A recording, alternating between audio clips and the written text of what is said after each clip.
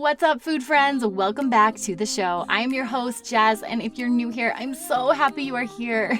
I am a body bully warrior, food freedom guru, nutrition nerd with a capital RD, get it, for registered dietitian. I am here to help you become an empowered eater.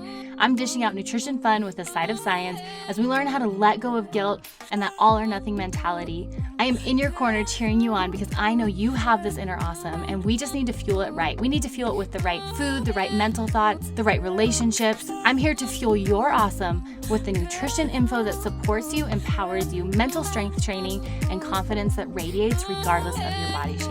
You know you hold an inner awesome, and I know you know this because you're here. You downloaded this podcast, you're listening, you're tuning in. So if you're ready to be the healthiest version of yourself, here we go. Food freedom means food is just food, and you can channel that energy you used to use to obsess about food in your body. Now we take that energy and we can channel it towards serving your purpose, your family, your work, your inner awesome. It's so crazy how there's this ripple effect when we allow ourselves to be the healthiest version of ourselves. Our family feels it, our work feels it. Girls, the world needs it. I'm stoked to be in your corner. Be sure to connect with me on Instagram at JessBrownRD or check out all my resources, JessBrownRD.com. All right, Superwoman, are you ready to channel that inner awesome? We're going to take it up to the next level. Let's dive into today's show. Hey friends, I am so excited today. I have a really special guest and I am so biased about this guest because I don't know, she doesn't know this. I've never actually got to sit down and tell her, but she has totally changed my life. Guys, today on the show, I have Payne, and a little background about Polly. She's the founder and CEO of Horacio Printing. Her love language includes luxurious paper and lots of white space, which I can definitely see in the products that she's going to talk about, what she has created. She's originally from Fairhope, Alabama, and then Polly migrated to the Big Apple, where she became a senior sales director of an award-winning ad tech company. She then left her career in advertising to completely redesign her life and pursue her God-given purpose. She founded Horacio Printing, which has now sold more than 40,000 dream planners around the world and raised more than $68,000 to fight human trafficking. Guys, Polly is doing some amazing things, and her mission here is to help Christian women pursue and achieve their dreams. And I knew I wanted to sit down and talk with you, Polly, for several reasons. One, I want to totally nerd out about your products. And then two, kind of hear your insight about how you do juggle it all. But before we get into all that, first of all, welcome. Yay. Thanks for having me. I'm so glad to spend some time with you and chat and connect. Oh, I'm so excited. For those people that don't know what Horacio Printing is, can you give them in a nutshell what this is? Because I'm over here excited, geeking out. And I think a lot of people that don't know what your stuff is need to know. So tell us a little bit about what you do and what Horacio Printing is. Well, Horacio Printing started as a passion project to create my first dream planner, which the concept behind that is that your life is your canvas. I believe everyone naturally is an artist because you're created in the image of God. Therefore, you have within you divine creativity. We have an urge to create, whether that's, creating an event or creating a peaceful home, creating a routine. We like to create, and so I believe your life is your most important canvas that you create. And so it's a tool to help you map out your dreams, achieve your dreams, design your life. And then from there, I expand into other paper products. I have devotionals, notepads, stationery, journals, etc.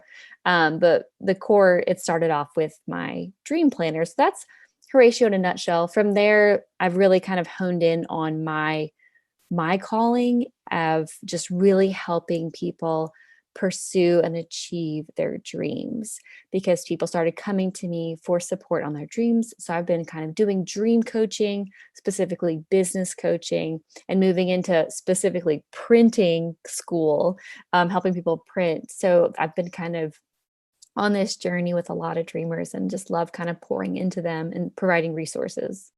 Oh, that's incredible. And your planners, I'm a planner nerd, and I had actually been so devoutly committed to another planner before I discovered yours. And I was like, oh, I'm going to have this one forever. But yours is really unique in the sense that you have these quarterly heart evaluations or heart checks where it does exactly what you're talking about, is reevaluating kind of where there's some lessons learned, where maybe things are taking up space in our lives that don't need to be taking up space, may not be in alignment with some of our goals and some of our callings.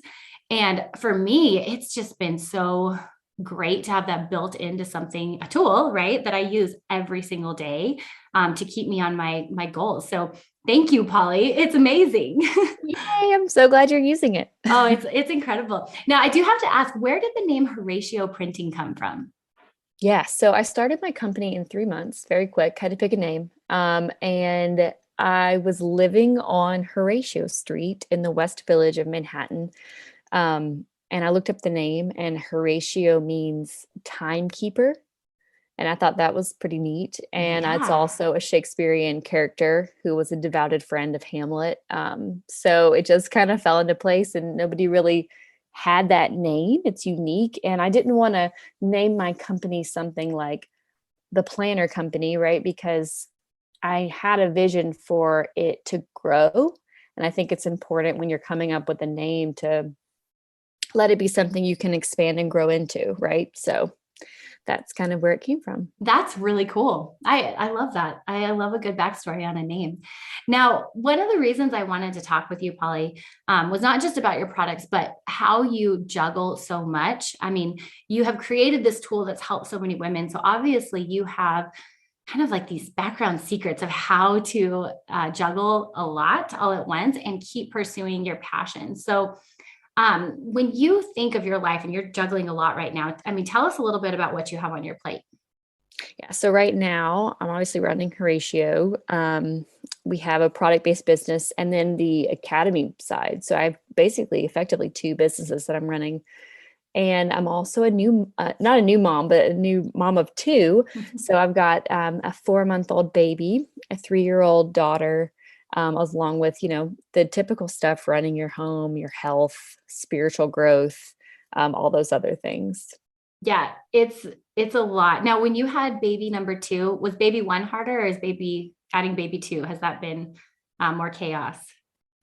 Oh, it's different, I feel more at peace. Was emotionally way more stable this time Mm-hmm. around, Mm-hmm. but it was effectively more difficult to juggle, if that Mm-hmm. makes sense. Absolutely. Um, but I've definitely I enjoyed the newborn stage a lot more the second time around. That's So that was just lovely. Yeah. Yeah, well, you've been around it the block once when it comes around to Hmm. the second, but that's Yeah. great. You're finding the peace. And baby is Charlie Hmm. and 4 months old. So cool. Well, congratulations. Thank you. Okay, so you've got lots going on, and I want to pick your brain a little bit, Polly, about where with all of this going on. And I know when I had my second, I always say like the world stopped when I had my first, and the world went 0 to 60 when I had my second, and it was like just chaos. And so here you are with not only family and some of the home stuff and all of that, you've also got these major businesses which are thriving. So where in all of that does your health fit in? Oh, that's a good question. So I like to think of my health in like levels. Like there's foundational things to my health that are like critical and they have a priority rank. So my number one is rest, right? Like, So good. so there's a couple of them, right? You have rest, you have your nutrition, you've got exercise, right? And then like fun stuff. And like, that's how I like to look at it. And it's like, I'm not going to prioritize exercise until I've prioritized my rest.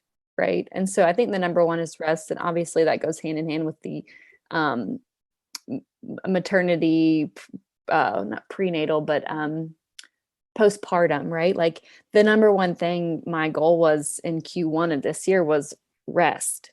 And then nutrition, making sure I'm getting the proper nutrients, not cutting anything out because mama wants to eat what mom wants to eat right now. I'm breastfeeding. And so like, I'm not putting myself on any sort of dietary restrictions other than no dairy, because apparently that makes my baby break out. But, nutrition being second that I focus on.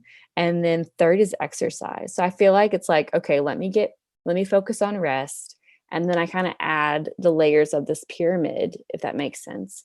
So my number one is rest. And that's the same thing with business. It's like, I've got to make sure I'm getting enough sleep before I'm effectively going to run my business either, right? Like that's just the critical key component.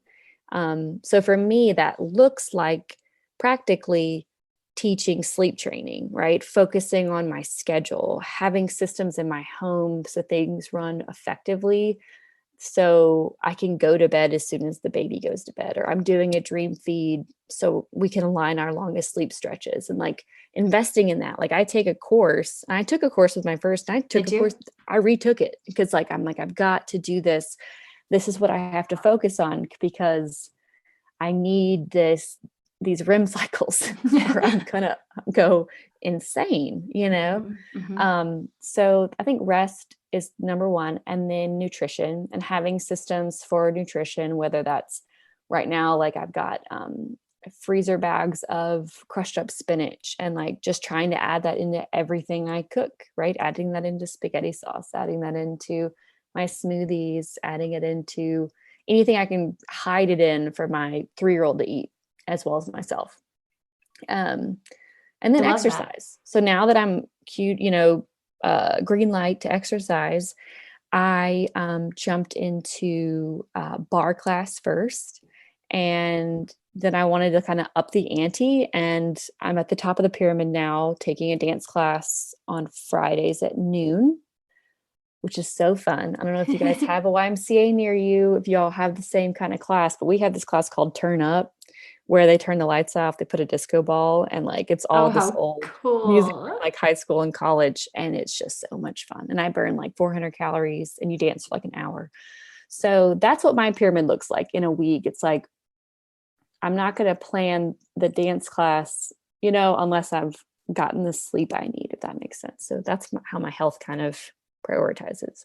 I love that. That's so good. And I think a little unique, actually, from what I hear a lot of women say. Do you think, Polly, have you always thought of health in those levels, or is that something that's been newer in this season of your life?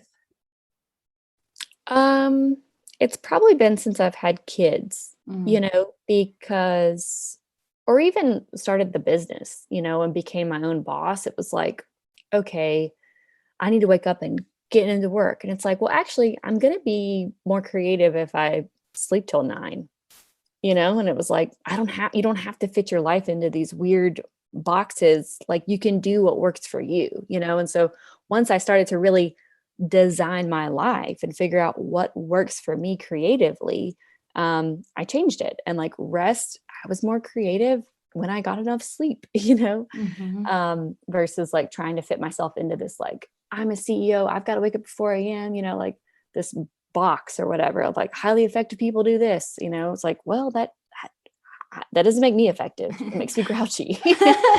So, I think it's just once I started really kind of looking into organizing my life. And then once I have pain points of like, becoming a complete grouch from exhaustion or overwhelm, you start to have these moments where things are just really rubbing you the wrong way, or it's just a rubbing in the sense of like, this is not working. Like I'm really upset. My mental health starts to fall off. It's like, Hmm. Hmm. okay, well, get back to the foundation of like rest.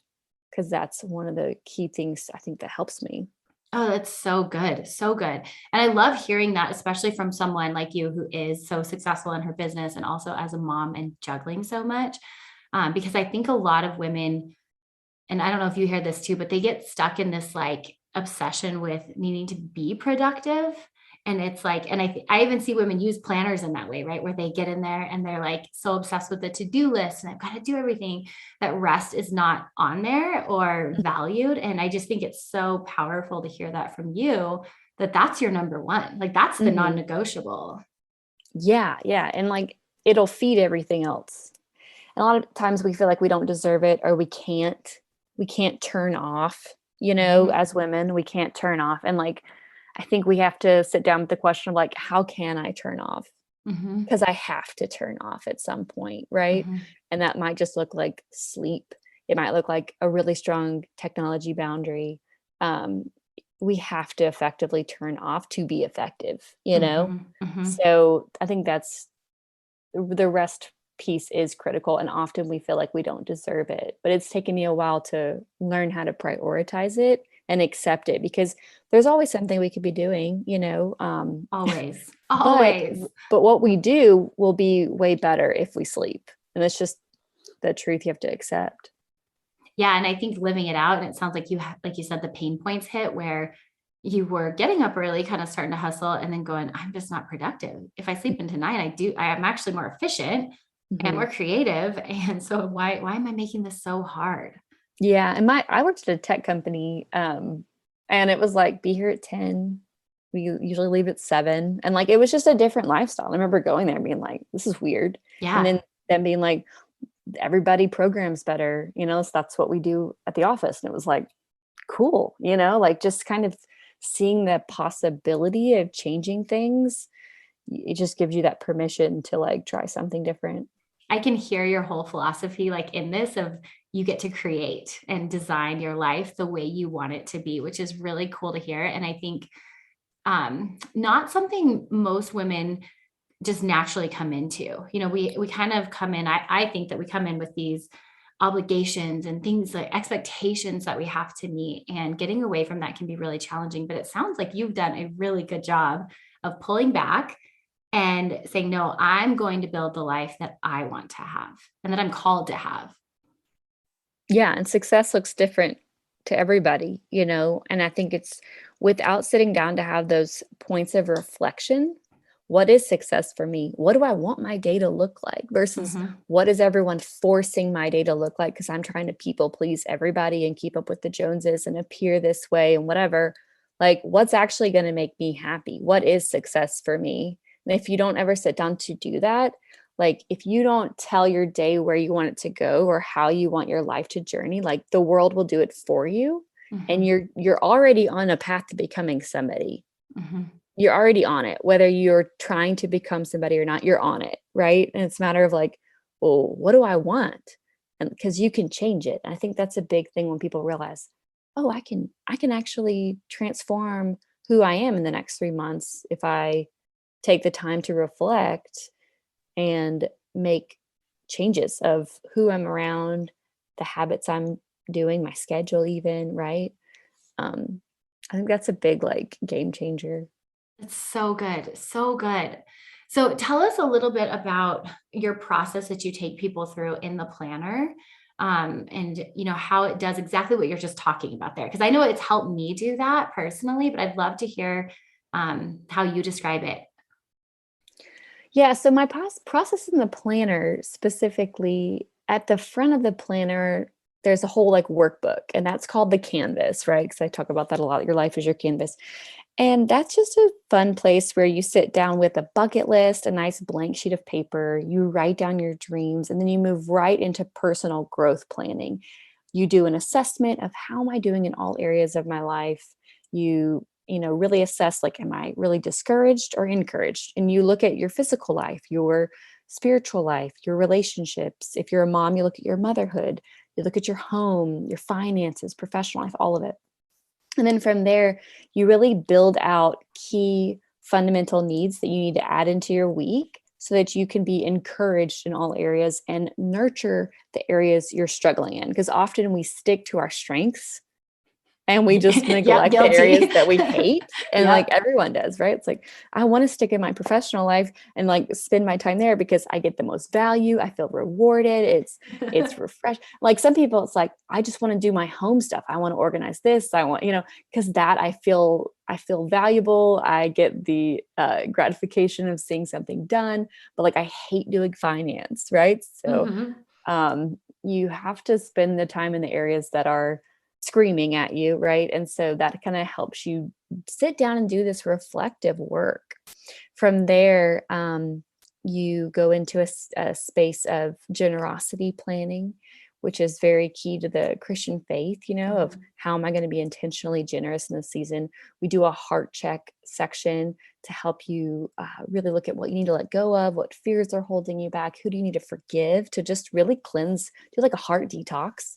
And Mhm. then we have a space where you write down your fears. And then we have a resource to help you find a Bible verse to conquer that fear. And this is something that we usually go through either at the Dreamers Summit or I have like a resource section on my website to help you go through this step-by-step guided. So that's kind of the process there with I, the planner.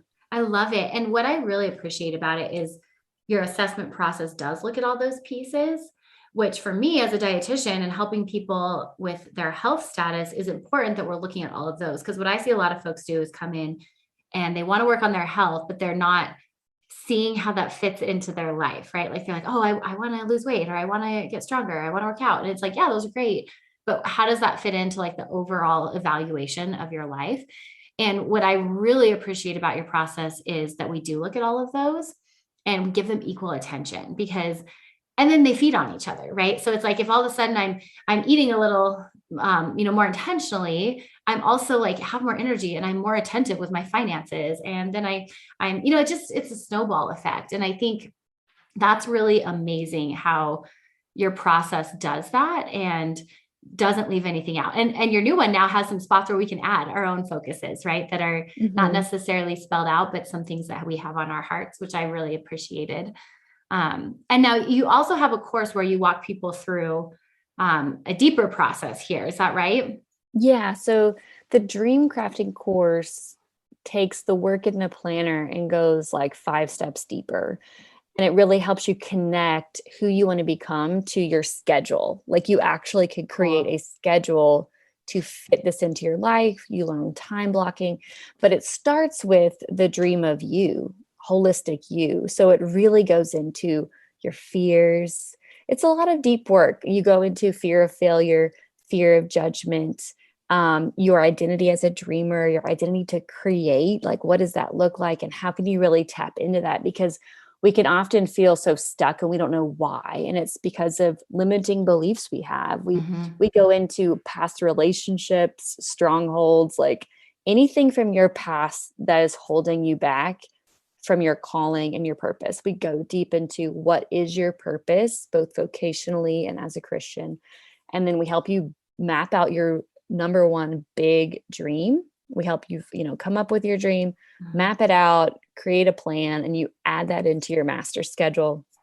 And so it's really holistic. I love it. And then I have a supplemental course for those that the big dream is starting a business. Because that's for a lot of people, it's the side hustle. They want to create something and then effectively they like to monetize it and quit their day job. So Right. Right. that's the next step to that course as well. That's so great.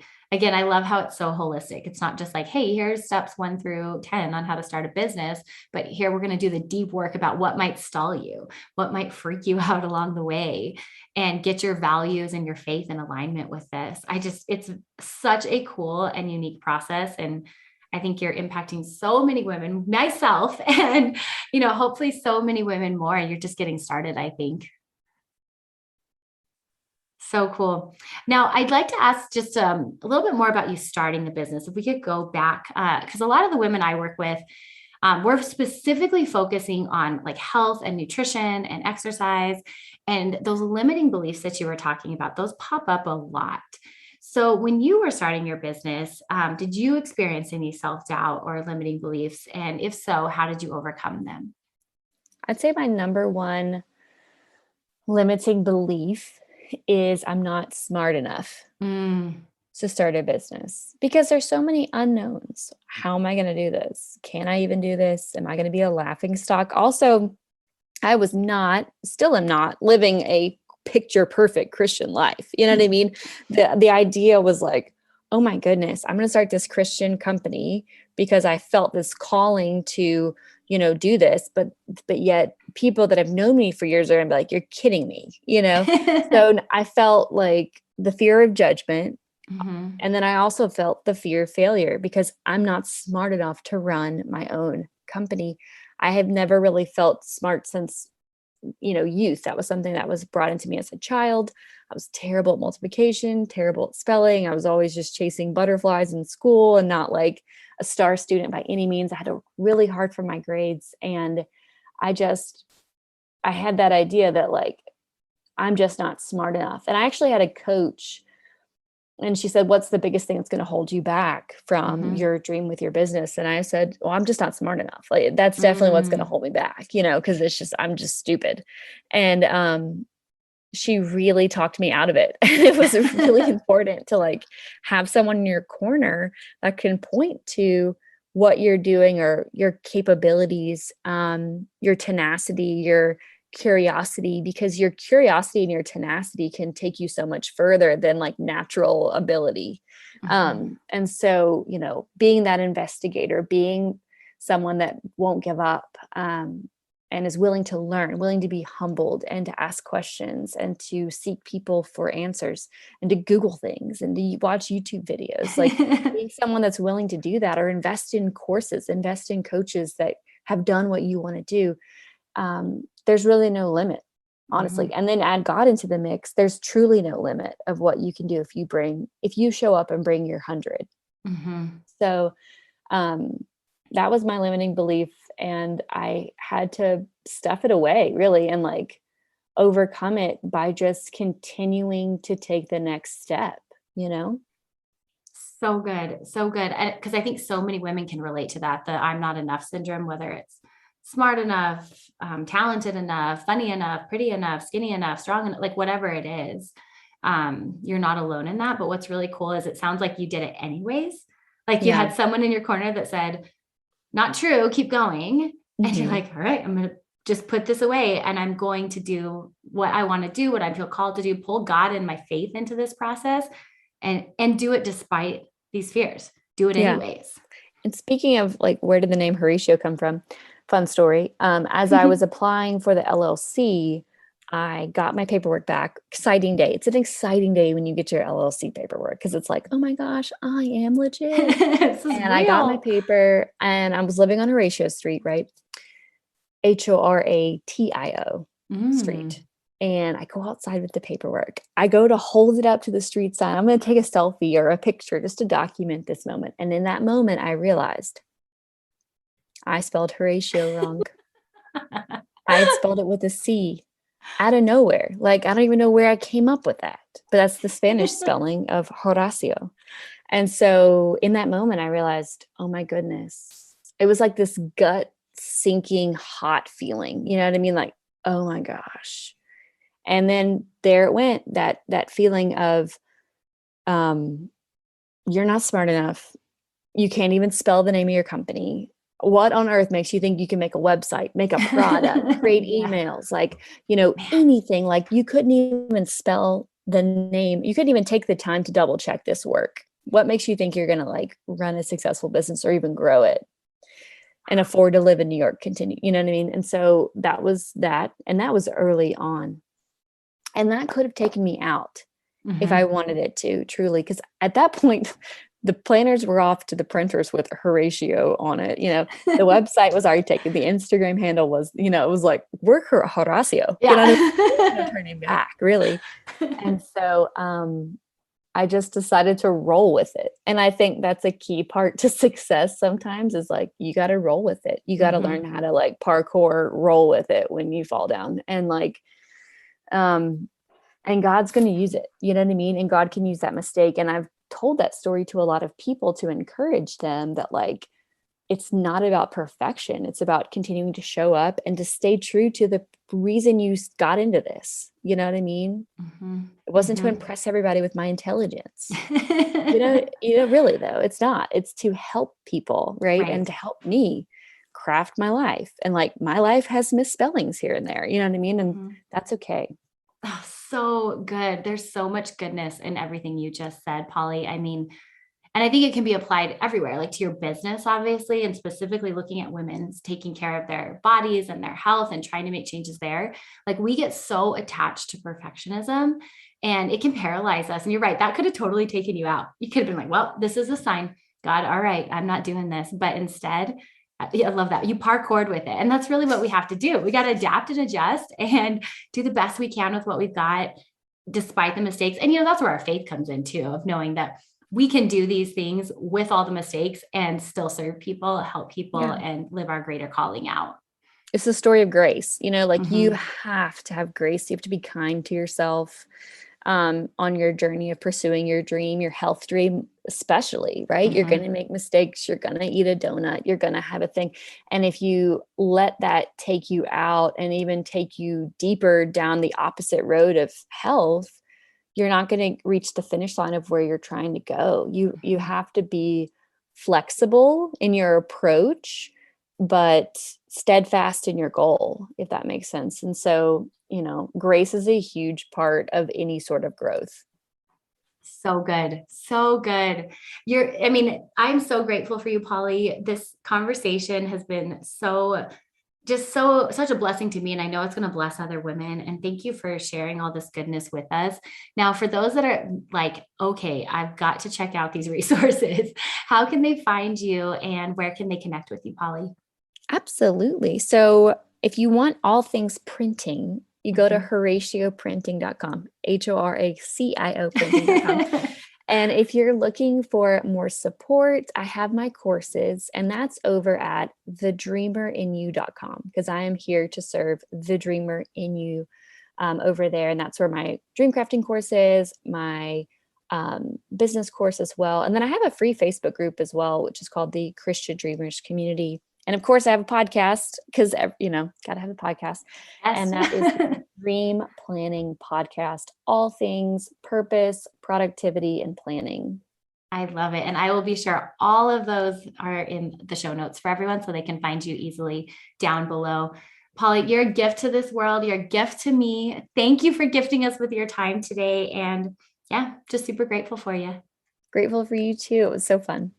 Hey friends, I'm so grateful that y'all got to witness some of Polly's awesome, and I hope it inspired you along your journey. Be sure to check out all her stuff, guys. I've got all the links on the show notes, and she has graciously given y'all 15% off for being Fuel Her Awesome listeners. So if you like any of her stuff, enter Fuel Her Awesome at checkout. You can get 15% off. Hope you guys have a fabulous day. I hope you start creating the life that you want, and that's going to include your health, right? All of those areas are in your hands, and you have the power to do and create the life that you not only want, but that you're called to live, which is, I know, limitless. All right, friends, have a fabulous day. Cheers and happy eating. Thank you so much for joining me today. I hope it strengthened your food journey and empowered you to live boldly in your body. Real quick, sister, before you go, if you liked today's episode, the best way you can thank me is head on over to iTunes, Fuel Her Awesome Podcast, leave a review and subscribe. Then take a screenshot and share it on your social media. Don't forget to tag me at JessBrownRD. And if you're looking for more resources, be sure to check out my website, JessBrownRD.com. I've got info on my e-course, Fuel Her Awesome Food Foundations, my 10-step ebook on how to beat body bullying, and so much more. I cannot wait to chat with you babes again. Until next time, cheers and happy eating.